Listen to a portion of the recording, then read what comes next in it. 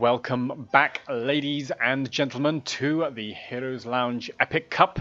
It's time for semi-final number 2. I'm Karis, and joining me on this side is... Reeves, hey everyone. Good to be back here again for another semi-final. This time between DiVeOrDeLeTe and Sloth Sanctuary. Yes, so they are two teams who've fought their way through the quarterfinals, and I'd have to say, because I cast the Sloth Sanctuary match earlier, and that was an incredibly close series, and they showed a phenomenal strength against Team Baby Rage, who ultimately didn't clinch the series, of course, and they're out now. But Sloth Sanctuary just kept going and really had a certain strategic awareness that looked really sharp. DiVeOrDeLeTe, I didn't catch their quarterfinal because obviously I was casting the other one. Did you manage to see any of that, or? No, unfortunately, myself, no. But from what I can tell, they are a pretty dominant team, being the top of Division 5. And I don't think they've actually lost anything so far in the season in Heroes Lounge. So they're definitely going to be a bit of an obstacle if Sloth Sanctuary is to reach the final that everybody is looking forward to. Absolutely. So with that in mind, we're going to get into our first game in this best of 3 series on Dragonshire. Yeah, Dragonshire. Interesting pickup here from DiVeOrDeLeTe. Not something that they usually pick. They've never actually picked the map, but they have been forced to play it by their opponents 3 times, and they've won every single one of them. Sloth Sanctuary, on the other hand, they haven't had as much success on Dragonshire. The only map that they haven't actually had much more success on was Infernal Shrines, which they banned out with no surprises, as that is pretty much a powerhouse map for DiVeOrDeLeTe. So, just coming out here, Malfurion banned out, Jaina banned out as well by Sloth Sanctuary. That's very, very targeted against DiVeOrDeLeTe. Their favorite, pretty much their favorite healer, and one of the top DPS heroes that DiVeOrDeLeTe plays. Dahaka removed by DiVeOrDeLeTe. That is definitely something that they are aware of. Sloth Sanctuary, as you mentioned, Karis, they have a lot of strategic plays. They love to really just, well, from what I've seen in the past anyway, they like to out macro and out kind of play their opponents, and Dahaka on this map can certainly give them the tools, as ETC was the last removal in the first phase for DiVeOrDeLeTe, but Johanna being picked up here by Sanctuary. Johanna is one of the heroes which is going to be hotly contested, I suspect, through the series, as both teams love to play it. Lyric, Johanna, Jaina, top 3 kind of shared heroes, if you will. And so no surprises there. I agree. I really like this Greymane pick, by the way. I think it shows a certain aggression style, and I think it's going to be particularly impactful in controlling that bottom shrine, and of course the camp clear, especially with the help of Rhaegar played by Matt there. That should be a pretty good pickup for them. Yeah, indeed, and it's, I think they've seen, so certainly DiVeOrDeLeTe, they've seen what Sloth Sanctuary has done. Taking away the Jaina, they immediately lock in their most played DPS, which is the Greymane, and like you said, lots of camps on this particular map. Greymane excels in those, and so yeah, great. Rhaegar, I believe that's also a denial on the side of Sloth Sanctuary, being their most popular. So both teams really targeting each other here. Yeah, I know. We saw Tiny Owl be very effective earlier on Rhaegar, so I think the prioritization again for getting that Rhaegar away from her is a good strategy. I like also the pickup of Deckard Cain by Tiny Owl in response, like, because that Stay a While and Listen has the potential to really control team fights if it's done right. Of course, there are counters to that, and one of them might be you dive aggressively past it, possibly, like we see with the Greymane and the Rhaegar, but maybe they'll look at a Diablo even from. You don't see Diablo that much these days, but maybe a Diablo there from DiVeOrDeLeTe. Yeah, certainly case. I mean, in terms of options, they certainly have a very, very hero pool. I think, I think they've picked up some Garrosh, some Diablo, and so they should be pretty covered in that aspect. And like you said, with Diablo diving in with a Greymane behind, that could be absolutely nasty. But it's going to be Muradin and Kael'thas. That is a pretty strong pairing as well. Lots of CC. lots of potential burst damage if the hammer hits. That could be somebody quite dead, as you mentioned, going for that dive strategy. We saw Muradin played in the quarterfinal just gone, didn't we? And it wasn't quite that successful. And I wonder if it's very kind of draft dependent, and you can get punished for being too aggressive on a Muradin. Yeah, absolutely. I mean, it's quite frustrating as well with the Johanna getting caught just as you're trying to kind of toss your way to safety, getting caught in for that pullback stun. That can be a bit of a disaster for Muradin as well. So yeah, it is a risky one, but sometimes. So overall, I mean, the wave clear is looking very good for both teams. I want to see what this last solo lane pickup. Rexar, okay. Now that's nice from Hawk on the last pickup. That should be a decent amount of ability to control that top shrine point, won't it? Yeah, absolutely. And kind of the draft strategy is now showing, removing the Dehaka, removing the Falstad, really just it's gonna force Sloth Sanctuary to make almost manual rotations up. They're gonna be able to see that, and that can allow them to capitalize. Because I mean Rhaegar on the top lane in Dragonshire is a nightmare to play against. So it'll be interesting. So viewers, you still have a couple of minutes just to get your bets in on the teams. So you can type bet A or B and a number of points to bet on either A for DiVeOrDeLeTe or B for Sloth Sanctuary. It looks like there's some ridiculous number of points that's been bet. Like 24k have been bet so far. So this is a huge pool for whichever team, for whichever wins this. Of course, these are points. It's not real money, so don't freak out. But I think we're basically ready to go into. Well, no, we're almost ready to go into game number one. I mean, final predictions. Who do you think's got the better draft? Oh, I think I'll edge it slightly towards DiVeOrDeLeTe. There's only one way to find out as we go into game number one in this best of three semi-final between DiVeOrDeLeTe on the left and Sloth Sanctuary on the right. But first, in the blue corner, it is of course DiVeOrDeLeTe with Jay playing that Greymane Crasser Hecht on the Kael'thas. We have, I don't know how to pronounce that, HFDKT on the Muradin, Matt on the Rhaegar, and of course Hawk on that Rexar. And on the right side, the red team, Sloth Sanctuary, trying to book their place in the final. It's going to be Paradox on the Johanna, Typhoon Hawk playing the Sylvanas, Tiny Owl on the Decade, Minty on Junkrat, and Dentro playing the Lure. Now look at this little sneaky play from Sloth Sanctuary, just sitting in that corner in the top, and just waiting to see if anyone rotates to the top to try and respond to a threat of a Sylph Bush. When no one has rotated, now they're going for it. They're trying to catch the Rexar. The triangle comes out from Pythagoras, aka Deck Arcane, and Rexar's on the deck. Wow, really, really nice aggression there. Trying to kind of put a bit of pressure on that top lane. As we said, Rexar in the top lane is a very difficult person to dislodge when the shrines do spawn. So taking him out early is a really nice play from the Sloth Sanctuary. The Sloths, as immediately the rest of DiVeOrDeLeTe have to rotate to the top lane to make sure there's no experience lost there. Nicely played. It is, yeah, and I like the sheer patience of it. Level 1 talents though, let's take a look at those. So Sledgehammer from Muradin again, and we saw that last game from a different Muradin, but looking here to get those stacks. Sorry, not Sledgehammer, Perfect Storm, looking to get those stacks up and rolling, and then maybe go into the Sledgehammer 4, which we may or may not see, to get the bonus damage on non-heroes, and of course get those stacks running faster. Yeah.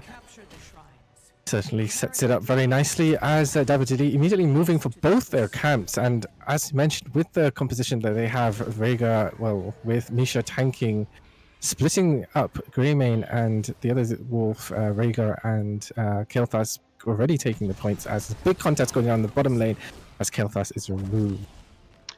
I was going to say rip convection stacks, but obviously I'm just kidding. It's Mana Addict. But yeah, you're absolutely right. So yes, the two wolves and the bear allow them to go for those camps a lot, but that means that Kael'thas was left a bit on his own in lane and got punished for it. Level 4s are in, of course, and Muradin not going for the Sledgehammer that I talked about, but instead going for maybe the more cautious Thunderburn gives the ability to really control a single target if they find him. In fact, he's jumping in now, looking for Junkrat, but Muradin's been mined into a little bit of trouble. Throws out a stumble and will sensibly set back.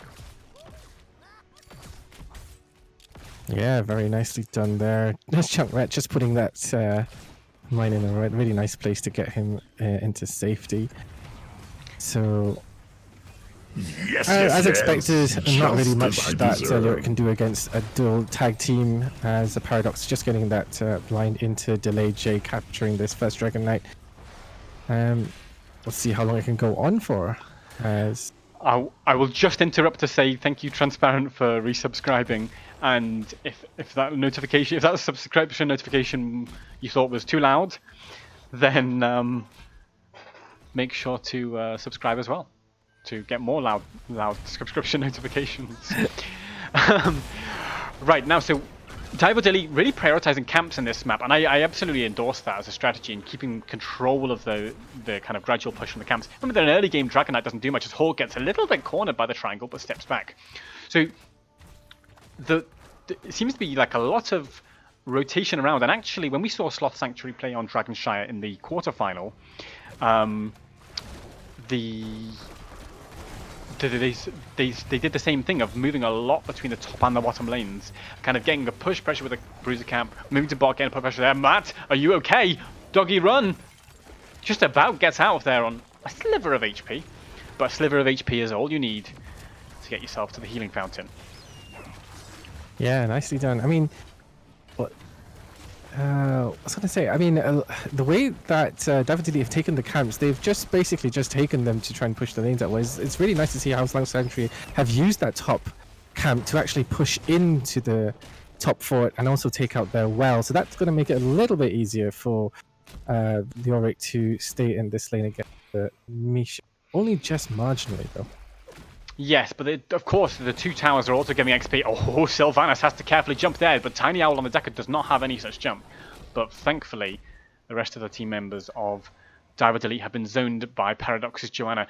So, yes, it's a strong start here for Sloth Sanctuary, but the thing with fort pushing is you can only do it so much. Like, there's only 3 forts in the map for your enemy team. So, at some point, that Sylvanas push strategy is going to stop paying off for Sloth Sanctuary, and at that point maybe we're going to see more of a prioritization of the Dragon Knight. Of course, that's around the time that the Dragon Knight becomes more impactful anyway, so that's why that's a sensible strategy there from Sloth Sanctuary. Yeah, it's very nicely done. They're already half a level lead towards that 10, and that small window, maybe all they need to secure that first Dragon Knight and push into a bit of an advantage, that slight advantage that they have so far. Yeah, in fact, Muradin's jumped in and he's looking to be very aggressive here onto Junkrat, but the mine's just disrupting everything. Minty fresh with huge concussion mines to control everything. And ultimately the poke is just driving Jay and DKT back. Yeah, DKT can second wind that all back, but Jay on the Greymane definitely can't. Rhaegar goes to mid to secure the soak, and of course threaten Typhoon Hawk and stop him from taking that Dragon Knight. And look how much a Rhaegar cuts through a Sylvanas when he can get the melee range. Yeah, that was really nicely done there. And it's really nice how Sloth Sanctuary are dealing with this bottom lane as well. You mentioned the mines, but it's also, you know, Muradin's aggression making it, him wanting to jump in, but Tiny Owl putting the scroll of sealing down, forcing him to actually retreat as well. So, oh, a lovely little cleanse onto Rhaegar allows him to... Sorry, onto Rhaegar. From Rhaegar onto Muradin allows him to jump in and keep up the aggression with his avatar. Chooses to step back, but the Dragon Knight, just denied in time there by DKT to stop Lyric capping. Yeah, very back and forth as it is. They've weathered the storm, though. That was the slight advantage that we talked about. Well, I talked about being slightly ahead at level 10, but yeah, DiVeOrDeLeTe managing to hold out. Both teams now have their level 10 talents. Right, so yeah, both teams have level 10 talents. Let's have a look at what they are. So it is the Pyroblast from Kale first. Now, what's the deal with that, Reeves? Is that a slightly loaded question? I mean, I think you more commonly see Phoenix there, don't you? I mean, and so Pyroblast suggests they really want to kind of find a single target and blow them up. Junkrat can't really escape from it. Sylvanas can't really escape from it. Deckard can't really escape from it. So I guess that's their idea there. And maybe Deckard finds it hard to put all that burst healing onto that single person who's going to take that chunk of damage. Yeah, yeah, that's very, very true. I mean, I get the other thing they might do, because they have, of course, the Cursed Bullet from Greymane, which I always call Silver Bullet for no reason. But the Cursed Bullet from Greymane, you throw the Cursed Bullet onto somebody at the same time you start channeling up the Pyro. That person's already taken half their life, and maybe they're going to take the rest of it with the Pyroblast, depending on situation. Yeah. I think it also kind of, whenever you play against a Pyroblast, especially if you're kind of a slightly more squishy backliner, you tend to be a little bit more careful because like you said, once you get down to about half health, that's pretty much, potentially fatal, and there's nothing that can shield or save as that is. Speaking of shield or save, Typhoon. Oh, stay a while and listen. Hits 4 members there. DKT was not in it, so he can put a bit of pressure, but. Yeah, lovely zone control there by Tiny Owl, and allows Typhoon Hawk to escape and go running for the mid for a cheeky Dragon's Tail. Is DKT in time? Yes, he is! Perfectly timed there from DiVeOrDeLeTe. And they've stopped the Dragon Knight capture. But, of course, they have lost the fort to that continuous pressure. Yeah, again, it's the same camp again that Sloth Sanctuary have used to push in that advantage, but very, very good understanding. I think good calls out from DiVeOrDeLeTe to send Muradin straight for the point as Sylvanas was just about to cap. So they hold on for the moment, but Sloth Sanctuary is building some momentum here. Yes, they are, and they're sort of gradually chipping down structures. And it's not the end of the world to lose the fort in the top lane, but they've also taken the front wall in the bot lane, and. XP is fairly even. I was going to say they were slightly ahead of XP, but it's actually fairly even. And they're jumping in looking for that Junkrat. What a blow-up combination with the Muradin and the Greymane to follow. But Greymane has to be careful getting out there. Ancestral pop just to make sure. Muradin, staying in very deep, wants to keep the pressure on. And allow those siege giants to get the work done. Constant triangles coming out from Tiny Owl's Deckard Cain here. Didn't go for the Scroll of Sealing Talent, actually, but still getting a lot of value from those triangles, as the Dragon Knight is picked up finally for DiVeOrDeLeTe. Yeah, just barely. Dentro on the lyric was trying to Wraithwalk his way down, but was maybe about half a second just behind. But yeah, that window of opportunity opened up for DiVeOrDeLeTe, and they took it really, really well. And let's see what they can do with this first Dragon Knight of the game. Yeah, I think they will certainly get this bottom 4 as DKT goes in looking for Junkrat again. Has this great initiation. I love the aggression here from DKT, partly because the healing static combined with his Thunderburn allows him to get a lot of self-sustain when he dives into a group of enemies. But the problem he has is if he ever gets found out by a Junkrat mine and mined into the wrong place, then he'll be in a bit of trouble, as this Dragon Knight is trying to secure the mid fort but can't quite do it. And is this the counter engage? No, I've spoken too soon. Too much excitement. So the Lady of Thorns says the power is yours no longer, and the Dragon Knight has fallen. With that, DiVeOrDeLeTe are going to rotate to the top lane and start getting the soak, and of course prioritize their camps again with the wolf pair. Yeah, who let the dogs out, as Transparent would say. Yeah. Well, everything back to even with that first Dragon Knight. DiVeOrDeLeTe has made up for that slight kind of fallback in experience with Sloth Sanctuary taking that top fort earlier on. And that middle fort is just about to fall, as well as Paradox dodging a nice Stormbolt there. Muradin almost completing his stacks. 23 out of 25, so not long to go with that one. Absolutely. But is this an engage here from Dentro, and in Big Entomb, Krasahex stuck in there. There's a Riptide following. The Ancestral was too early, if anything, to stay a while and listen, trying to zone DKT from causing an accident on the backline. In goes DKT though. Now, he's going to be a bit of a threat to Paradox. Joey goes in, trying to get a bit onto Typhoon Hawk, but has to sit out of there. Greymane, got to be careful. Will retreat for now, but yes, miraculously, everyone is still alive. Yeah, absolutely. That was a cancel pyroblast onto Minty, so that is actually just back up now. Jay dropping very low on that. Greymane has to back out. I And mean, it looks like... credit Go to on. DKT here for what can only be called phenomenal zoning play. And oh, by the way, in the meantime, Rexar's taken the top fort while this was going on. So DiVeOrDeLeTe did a great job of pulling back from that. And the way they pull back is to thrust in with DKT. And I have to say, I love this tank play here from Muradin. He's doing a phenomenal job and has gone for Dwarf Launch at level 16 to get even more kind of hard engaged. Like, I don't care that you're on the other side of the screen. I'm Genjiing it in there, and I'm going to come and cause you a heart attack. And let's see how you can punish Kael'thas while I'm doing that. Probably not very much. Yeah, I mean, aggressive plays here. That, you know, if Greymane and Muradin both jump on the same target, but that person is very, very hurt. So they've definitely got the tools to do it now. And it's paying off so far, although he's dropping very low. Can he get the avatar off in time? He just about does. He tanks the Riptide with the help of his 20 armor from his Dwarf Toss. So yes, he gets away, but the problem is he used Avatar for that, and I think that is a longer cooldown than Riptide. Not that much longer though, so it's maybe a 20-second window, 15 seconds it looks like, where Muradin, where there will be a slight heroic advantage for Sloth Sanctuary, but that's not that long in the grand scheme of things. No, it isn't. Yeah, both shrines are up now. There's engage on the Typhoon Hawk from nowhere, from downtown. But again, this is the phenomenal stuff. They're using that as a form of zoning, which is to jump into the enemy team and say, "Hello, I'm Muradin. Would you like to shake my hand?" And they're like, "What?" And in the meantime, they pick a Dragon Knight up. Yeah, very nicely done. Right, it looks like they're going to try and finish what they started in this bottom lane with this second Dragon Knight, and knocking on the doors of the bottom keep of Sloth Sanctuary here. Leoric looking for a flank. DKT again, really nice positioning just to kind of shut that down.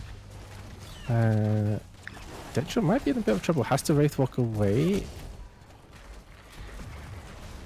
Yes, it's back for now. The Dragon Knight's still going, but it's only got a quarter HP left, and it's just getting chucked down so much by Sylvanas and Junkrat. They're perfect heroes to kind of poke that objective down. And with that, everyone is going to step back. In particular, Kael'thas, who's in the Dragon Knight, wants to be a bit careful, but gets entombed. Muradin immediately jumps in, tries to cause a distraction, but the Wailing Arrow's there. Kael'thas gets the Ancestral though, and has the Mana Addict available to shield from the Riptide. The Stay While and Listen was pretty good to zone Greymane. You can see the pings coming out. They really want to kill Greymane. Can they do it? There's no Ancestral available to keep him alive, but Dentro's falling pretty low. Leoric has gone down, and so is Joanna. The front line has died trying to kill Greymane, and the Pyro's completely turning this around with 3 members dead. But DKT is caught down around 250 HP. Has to get back. Has the second wind available in a few seconds. If they can survive that long, they could maybe go to punish Typhoon Hawk. Yeah, wow, nice catch there, but I mean, everything put in to keep that Kael'thas alive. Really nicely done for both teams. It just didn't kind of pay off for Sloth Sanctuary and losing 3-1, 3 kills to 1 on that particular engage. But the health bars of DiVeOrDeLeTe were really low as well, so it could have really gone either way there. I have to again commend DKT on the Muradin. This is stellar tank play. The moment Kael'thas got entombed, Muradin said, "I'm going in hard, and you know, if you start trying to kill Kael'thas, you're going to get very punished for it." And he's just all up in their grill, and they don't know how to handle him. And in the meantime, they're trying to kill Kael'thas, but then there's an Ancestral perfectly timed this time from the Rhaegar, and that just secured that fight so comfortably. And again, jumps in, tries to threaten. Oh, Minty with a sensible concussion light. Yeah, Level 20 for both. Looking very strong here, DiVeOrDeLeTe. Just kind of delaying this camp, and they're going to try and find the time to actually push in. Are they trying to bait them? I think not. I think they were actually just waiting for Greymane to get there and maybe wait for their own camp to roll in as well. So they're trying to bring everything together at once and get some damage on this keep. But, Leoric here, potentially with a flanking silencing Entomb. If he catches Kael'thas and a Rhaegar, then that could be immediately the winning of the fight. But Dentro's already fallen so low. He's down, and DKT jumps in, but the job's already done. Has to press Avatar, thinks about stepping back. But the Siege Giants now, this is why they staggered that camp. 4 Siege Giants on this keep, and it's going to cut it in pieces. But Matt's been locked down. The Wailing Arrow follows up, and immediately Muradin's died as well. There's 2 Dominoes on the deck. Junkrat comes in with the Riptire, has the reset available, but he's immediately cut to pieces by Greymane for his insolence. And actually, it's 3 for 2 in favor of DiVeOrDeLeTe after all that. And Typhoon Hawk on Sylvanas is calmly saying, no, I'm going to control these Siege Giants. You're not getting your 4 Siege Giant value that you've been dreaming of. And despite losing the fight, actually, they didn't lose much more. And I think they're going to be pretty happy with that result, given how it started on the side of Sloth Sanctuary. Yeah, losing the Lyric early on in the fight. And yeah, somehow, I mean, they pulled it off. It was a really nice kind of stack up of abilities, and somehow they managed to kind of repel DiVeOrDeLeTe on this bottom. Keeping it alive is absolutely crucial at the moment. So both teams just reset as the shrine is active. Lyric has gone to take the top one, while DiVeOrDeLeTe hold the bottom for the moment. Should be able to see one more engage. Yeah, I think... Okay, so Typhoon sensibly decapping the bottom shrine, so that stops the Dragon Knight for now. Bearing in mind, this is a 90-minute Dragon Knight, and that bottom keep is very tender. If DiVeOrDeLeTe win the Dragon Knight, they could well end with it pretty easily, I think. The problem is, of course, that they might not be allowed to. And in fact, here comes Paradox looking for the engage. Can he catch onto DKT? The silencing into this time onto Rhaegar. He's completely caught in the silence. Can they punish? No. Yes, they can. That's the end of Rhaegar. Typhoon Hawk tries to turn around, tries to punish the Muradin for his insolence. But no, Typhoon Hawk's the one to go down. Good heal. Keeps him alive for now. But now there's nothing to save him from that Pyroblast. Yes, there is the kick from the Dragon Knight. Can you get away, Typhoon? No. That's the end of that. Dragon Knight still up here for DiVeOrDeLeTe. They're trying to put pressure. This is the thing. Sloth Sanctuary know if they lose this fight, they will lose the game because the Dragon Knight can just go course. They're just trying to buy time and space away that Dragon Knight, but without losing their lives. And of course, Lyric has lost his life, and he's one of the main Dragon Knight damages. Yeah, they've also got a top kind of a camp in the top lane that is also pushing in. I mean, this fort is, or this keep is gone, that's for sure. I don't think they can just finish yet because Greymane and Kel'Thas are actually pretty low. Yeah, and with Muradin dead, and bearing in mind Muradin's been doing kind of, and Rhaegar as well, Muradin and Rhaegar have kept Kel'Thas and Greymane alive by their aggression and healing, respectively. And with Lyric about to respawn, I think you're right that the Dragon Knight could not have ended there. Maybe we could have seen a bit more aggression on the mid keep or something, but they want to play it safe. They say there's no reason to take a risk. We're a fort and a keep up. We can just consolidate, get the level 23, get a little bit of damage advantage, and just wait for that bottom lane pressure that will roll in for the rest of the game. Yeah, very sensible play there from DiVeOrDeLeTe. Not wanting to do anything too risky. I mean, like you said, a lot of plays being made by DKT. They want this front line. Have we spoken too soon, I wonder? Because as soon as we see not wanting to do anything too risky, they start invading the enemy camp as Dentro's Lyric flanks them. And that's the real threat right now to DiVeOrDeLeTe, is what kind of silencing Entomb can Lyric get onto them. And if it catches Rhaegar, as we saw, they can lose the fight. Yeah, absolutely. I mean, there's so much, you know, with Buried Alive as well as the Wailing Arrow. There's a long time to be shut down as DKT finds two. In comes Lyric, he's looking for it, but no, instead he wants to try and find DKT out. If he can silence and entomb him, maybe that's the way. Oh, but he silences everyone else out. Zoning. Paradox doesn't have Indestructible at level 20. The Riptire trying to chase Muradin. Can it finish him off? Can it finish him off? Yes, it can. Muradin's gone down. 5v4 now. Can they chase to get any more? No, I think DiVeOrDeLeTe will respectfully walk away. Bravely run away, as they say in Monty Python. Yeah, nice kill on to finally kind of shutting that Muradin down. It's going to open things up for Sloth Sanctuary. Push this bottom lane. Try and push on and try and get a little bit of damage onto that bottom lane keep wall at least. We're not back for another 30 seconds, so this gives Sloth Sanctuary a bit of an opportunity to get back into this game. Yeah, the problem is it's going to take about 25 seconds for those Siege Giants to walk up to the keep.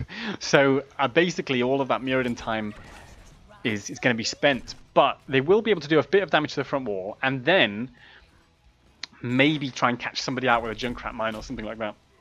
Or see if there's any entombs go about. But no, you can't get any entombs if Lyuric's dead, I'll tell you that. As Misha goes in to secure the kill, lovely potions there from Tiny Owl, covering the deck with potions. And this now is the double camp, and this could be a threat as he goes towards his keep. Yep, and Meriden is just back. He's actually going to go from the top and try and flank from behind. So Sloth Sanctuary needs to be careful. They haven't seen him yet. Here he goes. He jumps straight in. That's Sylvanas caught. Yeah, and Really? the silencing entomb catches onto Jay, but he gets away. Now the Ancestral, no pop too early. The 70 minus 75 healing. Muradin, can you get away? The sleep! The sleep has caught most members, but Lyuric got to be careful. He's down to a sliver of HP. He falls. Now, Kael'thas steps back. Everyone is low on both teams, but it's Lyuric who's dead. That's the difference. One member dead, and everyone else low. It's just so back and forth, difficult to kind of call. Meriden coming in with the flank, but then Lyuric also finding a couple of members of DiVeOrDeLeTe in that entomb, but they couldn't capitalize, unfortunately, even with everything that threw at them. So it is Lyuric, so he should be back. He will be back in time to defend if there's a Dragon Knight. I wonder if the DiVeOrDeLeTe, if Sloth Sanctuary are going to give the Dragon Knight and just hope to clear it with Lyuric and Sylve. In fact, they've chosen to play a bit of distraction, and then, yeah, now the shrines are both controlled by DiVeOrDeLeTe, but Lyuric's back now in time to contest this mid. This is probably going to be it. This is the big team fight besides the game, because honestly, if DiVeOrDeLeTe lose this team fight, they'll lose as well. And so, this is what it all comes down to, and here is the Storm, the final fight, and both teams playing as cautiously as they can in the build-up to it. But it's DiVeOrDeLeTe who have the positional control, but Typhoon Hawk...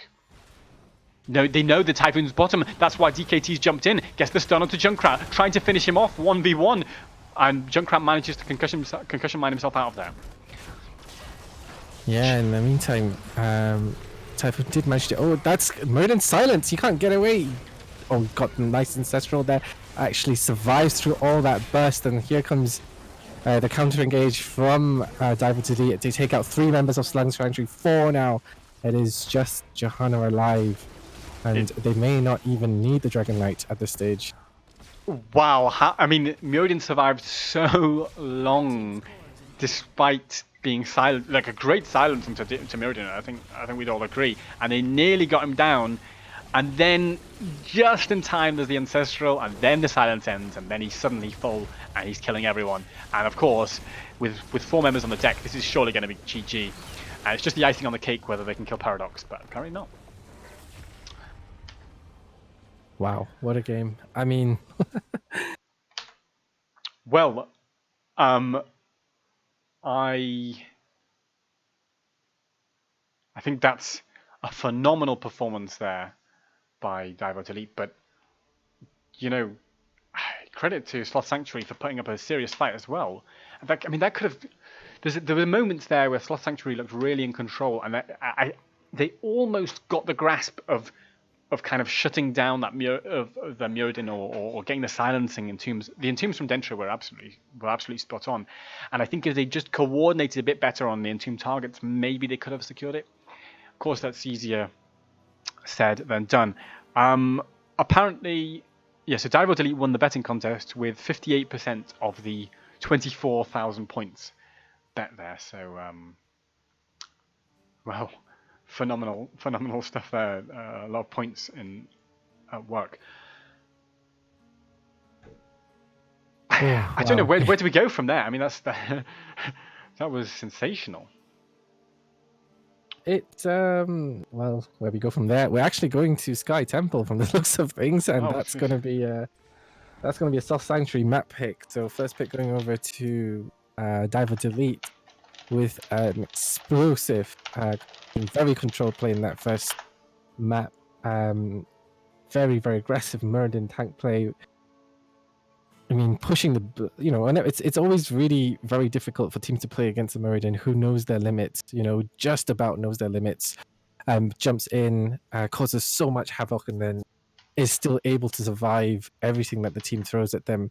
That last fight there, staying alive for such a long time, didn't even die, whilst the rest of his team was able to deal with the backline Junkrat. I mean, kind of what wasn't really focused on the rest of the fight, but Junkrat was taken out. I think Sylvanas fell very quickly, and so did Deckard Cain after that. So pretty much Sloth Sanctuary in the backline just got decimated, really. So great plays, and So yeah. as you pointed out, Sky Temple has been picked up for game number 2 by Sloth Sanctuary, and to me, what that says is they're actually going to play a bit more macro. And actually, I defend that. I think the thing is that in game number 1, it certainly looked to me like Sloth Sanctuary had the better macro, and it was just that DiVeOrDeLeTe had this great aggressive team fighting style that maybe people were not ready for on the side of Sloth Sanctuary.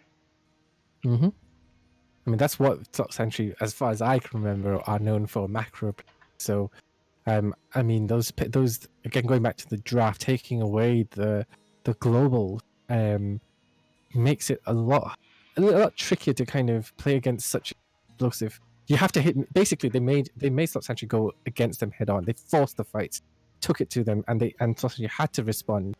And because of that, they were able to play their game, their very aggressive play style, and it paid off for them in that first map. It'll be interesting to see how Sloth Sanctuary are going to respond during the draft in particular. You know, will they let those two? I know for a fact, I remember that Dentro does like to play the global and the offlane at least. So is that something that they're going to put on a slightly higher priority, given that was, I think, if I recall correctly, the first ban from DiVeOrDeLeTe? Or how are they going to actually deal with this aggressive play that their opponents are going to bring to the second map as well? Yes, it will be. It'll be interesting to see. I mean, have you got any predictions? I'll tell you my predictions even before we see the draft. I've got a feeling Sloth Sanctuary have got something up their sleeves for Sky Temple. I think there is no doubt about that, because I mean, anytime Sloth Sanctuary, Sky Temple is one of the. I believe it's probably still one of the least played maps. I haven't played this season, but in the previous seasons I have played, it's always the least picked map. And obviously, I haven't played since the Garden of Terror. Garden of Terror, I was going to say.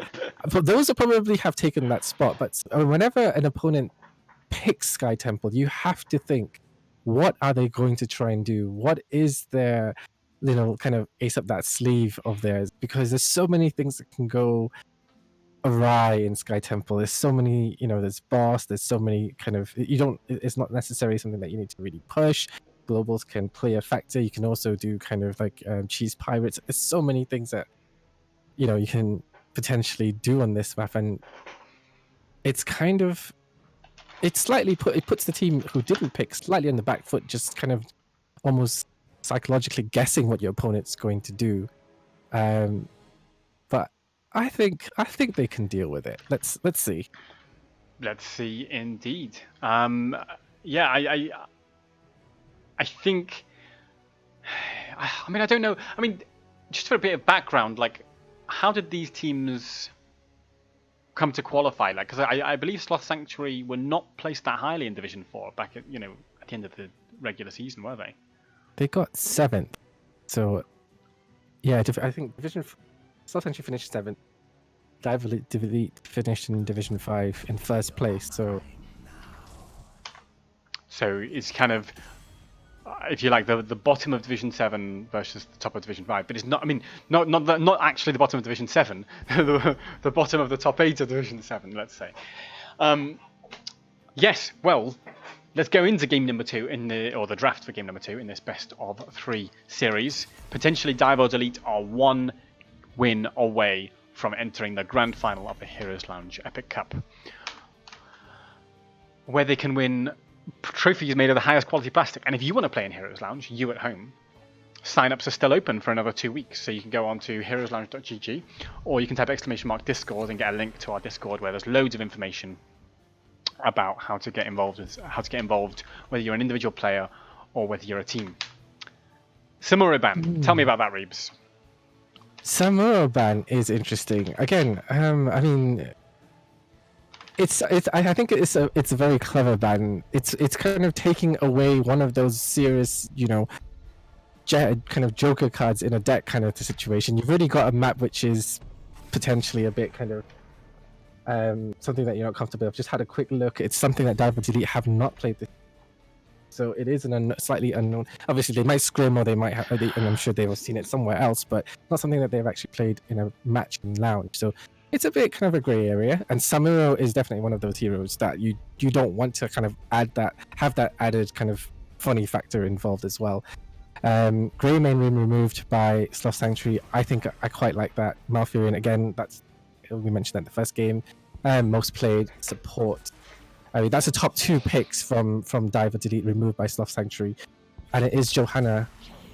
Instant picks there. Darker Falstad, the 2 that were removed the first game, make it through the ban phase and are instant locked by Sloth Sanctuary. That is macro. That's macro right there. It is. There's nothing. I mean, from an Abathur, which but that's pretty much it. It kind of gives the game plan slightly away, but I don't think they've got a choice. If they do want to play this direction, they have to go for it. But it does allow, it does allow DiVeOrDeLeTe to kind of pick up a few of their own comfort as well. Rhaegar really impactful that last map, trying to keep people alive. Johanna again. I think that's probably the.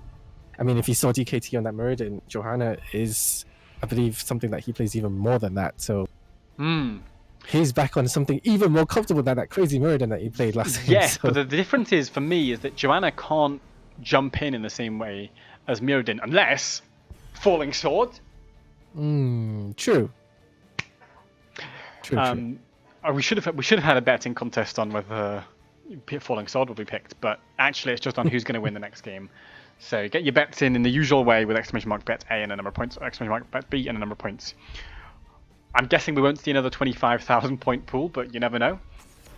Get those points out. The big guns are around for sure, and it's going to be interesting to see how things go. And of course, as we say, if DiVeOrDeLeTe win this, they are through to the grand final against Treehouse Gaming. Muradin picked up by Muradin picked up by Sloth Sanctuary now. Sloth Sanctuary with that Jaina and Muradin. So so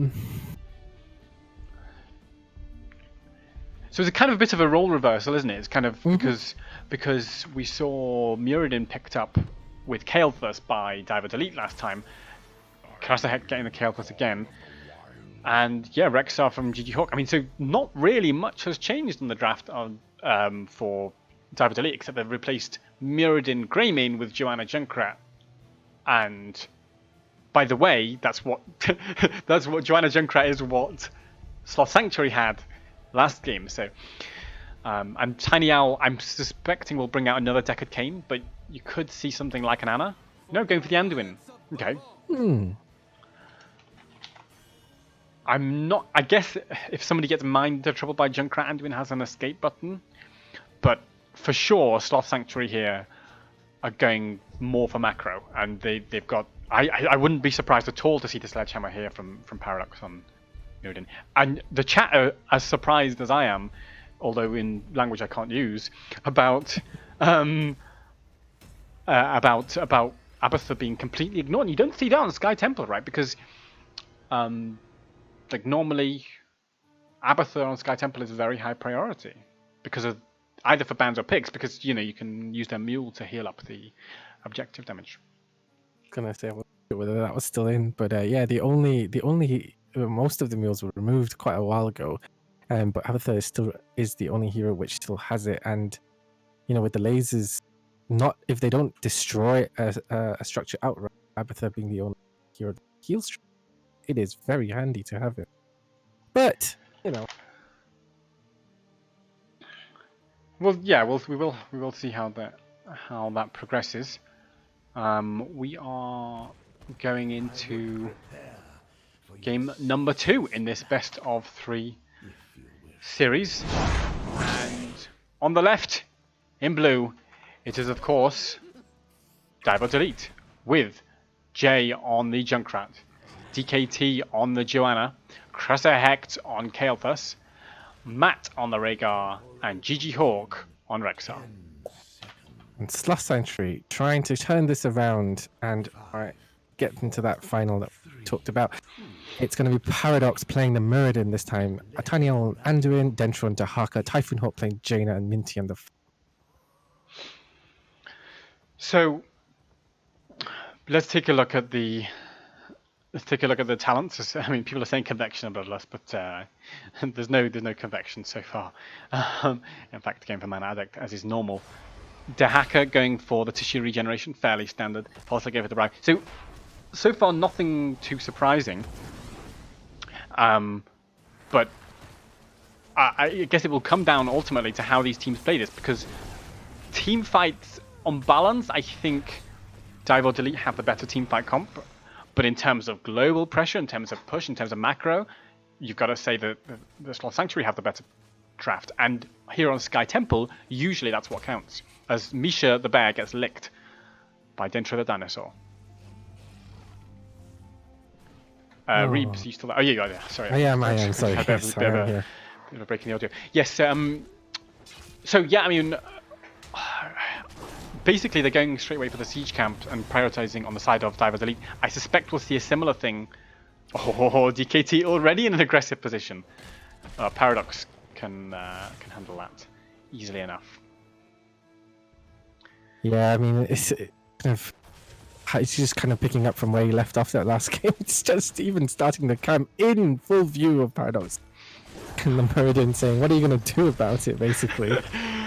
Oh, and here comes Dahaka, though, the global. That's one thing they can do about it. They can bring everybody on very short notice to contest that camp. And that's one of the advantages of having globals. But Rexar just soaks at the top. Says, yeah, I'm just going to play a bit pacey. But now they use a false stat global to go the other way. So this is a really nice idea, where when one global's to the bottom, then immediately one can global back up to the top to cover the soak immediately after the fight. So it's kind of, you know, with that method, you will never sort of run out of, you'll never lose soak by using the global. So I really like that idea from Sloth Sanctuary, playing the draft very, very effectively. Yeah, and I mean, it is a really nice thing to have, so that you don't end up losing, you know, especially in that situation where there was quite a heavy commitment from DiVeOrDeLeTe there, but they had to back off, and not losing out as a result of that is certainly nice. I want to make one talent comment, which is Dahaka going for one who collects, which is the minions essence at level 4, instead of the Hero Stalker.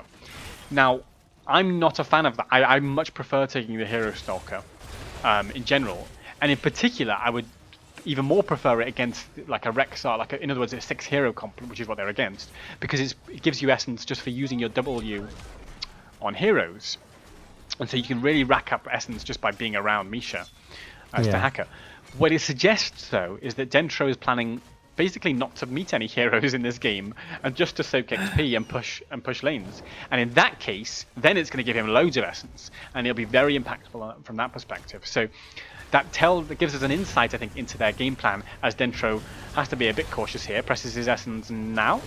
No, chooses not to waste it, I think, and instead just say, look, I'm going to die anyway, so I might as well not lose my essence in the process. Sensible decision there. Paradox, got to be careful though, jumps out. Excuse me. But Dahaka will have Zed when he's back. Yeah, I don't know whether he realized that everybody was there, but trying to push into that top lane. But yeah, I think that was sensible. If you're dead already, just save your essence and spending it on a futile attempt to escape. So first kill going over to DiVeOrDeLeTe. Nothing so far destroyed. I mean, major structures wise, but that top fort of Sloth Sanctuary is pretty hurt. Yeah, I mean, it looks structurally like actually DiVeOrDeLeTe are doing better here, which is, you know, surprising given what Sloth Sanctuary seems to be building towards. But it depends on ultimately how they play it, you know, the long game, because it's very early doors so far. And that early structural damage is about, you know, who's won those first temples, but going forwards, it might really shift based on just the split push. Yeah, as DiVeOrDeLeTe knocking on the door at this bottom forward of Sloth Sanctuary. Sloth Sanctuary trying to get their own giants out. Gotta say, I kind of caught Minty dodging a few of those concussion mines really nicely. That's something that they obviously have to be very, very careful against when you're fighting against this Junkrat. Those mine placements have been very, very menacing. So I think it's another good reason why they've got Falstad is he does have that barrel roll to try and step back a little bit. Mm-hmm. But you would certainly say that DiVeOrDeLeTe seem a little bit more passive here in this game than they did in game number 1, and I think the reason for that is just having that Joanna instead of the Muradin, who can't, Joanna doesn't jump in the same way. I would love to see if Falling Sword comes out. As Paradox jumps in, learn the thing to do from DKT, tries to get onto Jay's Junkrat, who has to jump out of there sharpish. But level 10's on the door, knocking on the door for both teams. Yeah, and should just about be here as Sloth Sanctuary pick it up just a bit quicker. Mighty Gust coming out, Water, Elemental, Isolation, Light Bomb. Just waiting for Muradin. Avatar, nothing crazy. Nothing crazy has happened. No Falling Sword and no Haymaker. No, Make Jack a dull boy. So then, Paradox sensibly sidesteps the Misha charge there. As I was really just now, it's just bottom control here by DiVeOrDeLeTe, and they're saying, and Sloth Sanctuary seem to be saying, actually we don't care. We're leaving the globals up top and mid to soak and push, and under the threat that as soon as you rotate up here, as they're doing now, Falstad's got to be a bit careful. If this gravity lapse hits, which it does, the gust has to be used. But he's still dead! Die. Oh, I didn't expect that. I thought once the gust was used, he was safe. But yes, a great little damage there from Kael'thas. Finishes the job. Yeah, very nice holding of his gravity lapse as well, waiting for the barrel roll and just, I think, inch perfect catching Falstad there, getting that nice kill. I mean, it's one of those strategies that you can employ in this particular map as, hold on a second, that is going to be Kael'thas caught out in that middle lane. Typhoon Hawk very low, but does get a heal in to avoid death from that ripped tire. Taking a chunk of damage though. Yeah, I mean, I think it's just a matter of like the constant poke from Junkrat is a real problem. But Kael'thas, yeah, I think Kael'thas, they were hungry to get that fort. I mean, ultimately, look, the Sky Temple and structures is everything. Structures are everything. Yeah. And right now, DiVeOrDeLeTe are looking confident, having taken 2 forts down, 2.5, let's be honest. Whereas, let's say, only a half taken down by the team with the macro. So, DiVeOrDeLeTe feeling confident, even though they've suffered a couple of casualties there, in the mid lane for pushing that like that. Yeah. I was going to say, it's Sloth Sanctuary with their globals pushing and not kind of contesting the objective. Hold on a second, I can't really finish what I'm saying. As Dentro is going to get most of DiVeOrDeLeTe into this engage, but they do back off. Probably waiting for the camp. No, they're just going to completely back off. I think, yeah. So you don't actually have to fully commit to a single, especially if it's a single temple, because you can just trade structures if you felt that was in your better interest as such, which is I think what the call was for Sloth Sanctuary. I think they were hoping that they could keep the majority of DiVeOrDeLeTe in the bottom lane whilst the other two actually try and value trade it out, but it didn't quite work out that time as they lost to Falstad. In comes the Riptire, trying to find Jaina. Jaina's already dead, so the Riptire's free to go for Tiny Owl instead. The hacker burrows in, but it's too late. Can't catch the tongue onto Joanna, but the cleanse used just to make sure anyway. And with that kill, they'll just retreat off and say, look, we've got another fort. It's Sky Temple. We're 3 forts up. What are you going to do? Wow. With that dead, can't actually see who actually is. It's Jaina's, and sorry, Jaina's dead, so I thought they were going to posture around the boss for a moment there. Yeah, I mean, I thought so, but I think they don't have to do anything risky. They can just play, like, when you're 3 forts up on Sky Temple, you can play Consolidation. And look, they're saying, okay, we'll just trade temples. We've got Rhaegar on the bottom. Having said that, DKT is looking a bit aggressive here, not for the first time in this series, trying to just keep them from finishing the temple for free and make them commit resources to get the temple. But will it backfire? Joanna's been completely locked down and completely blown up as the water mantle does serious work on top of that massive lockdown from Muradin and Dahaka. And yeah, Joanna dead before you can press Iron Skin. Wow. Okay. Sloth Sanctuary bring up their own blow up in that particular fight. Rhaegar not there, obviously trying to take his own, take the bottom temple. So as you mentioned, traded out. Johanna's the only casualty. But if this keeps up, then that's going to be advantage towards DiVeOrDeLeTe. So Sloth Sanctuary were looking to try and make a little bit of headway into the structural race, so to speak. So one thing that we have to say that Sloth Sanctuary have been doing really well, despite being down in structures, is keeping up with the soak. And indeed, they're 6k ahead in just minion soak. Wow, Kael'thas, lovely cleanse, lovely ancestral, but props to Mana Addict at the same time. But the Riptide is huge. Tiny Owl's come a bit deep and maybe been punished for it, but the light bomb there might help Muradin. No, Muradin, you're dead. And Dentro's in a world of hurt here. Tries to tongue Rhaegar back into a bit of trouble. But no, that's 4 members. They committed so deep to try and kill the Kael'thas. And the cleanse was so clutch, followed by the ancestral and the Riptire. And that was just a massacre. Yeah, just again, you know, when Matt is there with the Rhaegar, it's just so difficult to actually lock down and get the kill on a target. Kael'thas, I mean, obviously he had his own mana addict shield as well. So yeah, just wow, managing to keep him alive for such a long time, and then the counter engage to pick up 4 kills. Nicely done there from DiVeOrDeLeTe. And I like what they're doing now, which is to push with this boss. I have a catchphrase that an unescorted boss does nothing, but this is definitely not an unescorted boss, and it can get some serious value here.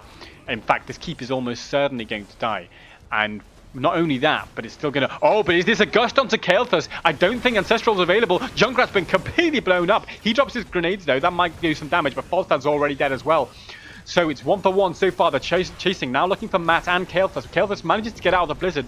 Doesn't have Mana Addict available for now and might just go down. Dodges the Frostball. Has Jaina been turned around on? This is a big heal. Typhoon Hawk's come too deep. Cressahek still alive, dancing around on 50 HP. Eventually falls, but the fact that he took his Jaina with him and made it 2 for 2 is a massive result there. But DiVeOrDeLeTe, meanwhile, Rexor, of course, taking that top temple, and the boss still pushing on the core. Yeah, the core is going to take some damage here from the boss. Dahaka immediately going top, trying to slow things down a bit. There are 2 temples up, so yeah, 73% on Sloth Sanctuary's core, and that is all that's left. Well, two keeps and 73% on the core is all that's left, kind of holding on to their hopes in this semi-final, as Dahaka was taken out there from a combination of Rexor and Rhaegar. So they're going to have a few more shots in this top temple, and it looks like they're also going to lose the middle one shortly. Yeah, so Sloth Sanctuary got half the middle one, so that, you know, it's not the end of the world, but I think the bigger issue for them is just, yeah, but hang on, Paradox jumps in, not out. He's thinking about taking this fight here. Minty has to roll back to try and dodge the Joanna lockdown. Water Elemental comes out. Can he do enough work? Tiny Owl's going to try and turn around. Tiny Owl's still alive, miraculously. DKT gets the Ancestral, and now that means he can start some of his trademark aggression. Starts running in, tries to catch Typhoon Hawk. If this Riptide connects, it could be a massacre. Catches onto Tiny Owl. Tiny Owl's dead. Typhoon Hawk might be able to get away, but the doggy's chasing him, does have the slows and secures the kill. And it's another 2 kills in favor of DiVeOrDeLeTe. Maybe it's a third if they can catch Paradox, but I think he's going to jump out to safety. Wow, non-stop. Dentro gets Concussion Mine back in again. Just respawn is going to go back to the Hall of Storms. That is cool. You don't want to step on those Junkrat mines, and this is going to be the middle keep taken down. That's one of the things about Dahaka, is it's a bit like playing Diablo sometimes, in that if you get picked off and you commit all your essence trying to stay alive, and then you come back out and you've got no essence, you can just immediately die again if there's a fight still going on. And this has been non-stop fighting for the last 60 seconds, which is why, of course, Dendro hasn't had a chance to get any essence back. But Sloth Sanctuary are, for now, still in this game. Yeah, they are just about hanging on by a very, very thin thread. I'm not sure whether this top keep is going to survive. No, I think that's definitely going down with these final 5 lasers. What? Ooh. I've got to stop cursing things. 250 HP. out of a possible 17,000. Um, so it's very nearly dead. Someone could breathe on it and it would be dead. But they're not going to go and breathe on it because they don't have to take any risks. Now they've got level 20. This is the question for DiVeOrDeLeTe. We've got this big level 20 in the bank. What do we do with it? There's a long time until level 20 for Sloth Sanctuary, but not that long. And with 2 globals, they could well soak it before next objective. So DiVeOrDeLeTe have to make something happen. The boss is not up for another minute. And it's not clear what DiVeOrDeLeTe are going to do here. Yeah, there's not really a lot kind of available on the map either. All camps taken. It looks like they're just going to kind of force the issue in this bottom keep, which is the only thing that's available. Dentro, are you okay there? You've tried to tunk somebody, but you're going to get punished for it. Oh, Tiny Owl with the save. Great play there. Typhoon Hawk flanking secretly. They want to take this fight. They want to take it pre-20. By the way, it is indestructible from this Joanna, not wanting to go the way Paradox did, of getting the longer stun duration on the ult.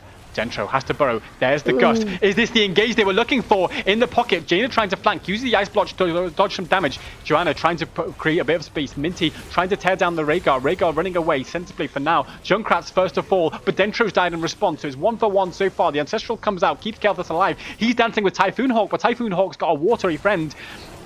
On the other hand, Kael'thas has a doggy friend, as Falstad tries to get involved in this fight. Jaina has to start running away from Joanna. It's the J versus J action as DKT trying to finish it off. But Minty's there providing the peel. Matt, how are you still alive? Paradox chasing here, surely going to try and catch DKT. The indestructible though, the instant value, and he turns around, catches the Muradin, laughs in his face, and that is going to be another 2 kills. And with 3 dead versus 1, this might be an opportunity to go game, or they can just go temple, maybe a bit more safe. Yeah, I mean, that was absolutely insane. Typhoon Hawk taking out Junkrat in the backline by himself, but just not enough. A really nice setup there, because that was one hell of a bait into that corner. I think if they had Wind Tunnel, that would have really changed things, but just a bit short, as it looks like that's going to be Falstad down, and the core is falling, and GG's being called. What a game. Really, really nice. I mean, phenomenal play here from both teams. I mean, and they nearly made it. They nearly made it back in. And these fights, I mean, that was credit to Sloth Sanctuary, because that was a 19 versus 20 fight, and they were just on the edge of getting it. And there's some talk in the Twitch chat. Was that a misclick of Ice Block instead of Icy Veins at the start of the fight by Typhoon Hawk? Maybe. Because they're often on similar buttons, and maybe he was looking to do more damage, and then he would have had his ice block later. Honestly, it's hard to say what would have happened in a different situation. A phenomenally close fight. I nearly lost my voice in the middle of most of those fights because they went on so long. But wow, what a performance there from both teams. Credit to Sloth Sanctuary for their tenacity in that final window. Yeah, absolutely. I mean, it's always fun to see what they can bring out, and like you said, it was just so back and forth, and then they edged the early game, and then DiVeOrDeLeTe came back in the kind of the mid game to the late game, and they played it very well. Sky Temple against 2 globals, they just kind of didn't give them any space to actually use that global kind of ability that they had once or twice, I think, but nothing kind of to press out a massive advantage out. So yeah, they played against Sloth Sanctuary's game plan really, really well, and will move on into the grand final. Yes, I mean, so the grand final will be DiVeOrDeLeTe versus Treehouse Gaming. Am I right in saying that's Division 4 champions versus Division 5 champions? No, Treehouse were not. I've got no idea what I'm talking about. I'm chatting nonsense as always. Treehouse were in Division 5, so it's 2 Division 5 teams in the final, in fact. And now that's going to be insanely. the chat is mental about my my cricket glasses. But there's going to be an insane grand final. What are your predictions, Reebs, for that grand final? Oh, based on everything that we've seen so far, I kind of feel that DiVeOrDeLeTe have a really good momentum kind of going through the whole entire season. They're still undefeated. They play their game style really well, despite kind of against macro teams. So I think they would. I would feel they slightly edge it, but again, I haven't actually been able to see much of Treehouse Gaming, and obviously, lots of people that I know on that team, and they played really nicely through their semifinals and sorry, the quarterfinal semi-final bracket. So they have momentum going into this as well. So it's something that I think we should be looking with great enthusiasm for to see these two clash in their Epic Cup. Well, yes, I mean it should be great, but sadly, Reebs, you won't be here. No, I will be watching from the sidelines, as I think Samu is going to be joining you for the last one. Samu will be coming to join me for that, and it should be an exciting match indeed. But that's all the Reebs we've got time for today. But thank you very much for coming out of retirement, Reebs, to join me for this. It was great fun to have you casting as always. So thank you for thanks, Gareth. And with that, we're going to go to a break for just a few minutes, because it depends. I will just check first what the teams, how long a break the teams want, but it should be probably about 5 to 10 minutes. Okay, so we're going to go to a very quick break, probably about 5 minutes. But don't go anywhere, ladies and gentlemen. We will be back with the grand final of the Heroes Lounge Epic Cup, and there'll be more excitement, I'm sure, than even that which we have just witnessed. So don't go anywhere. We'll be back soon.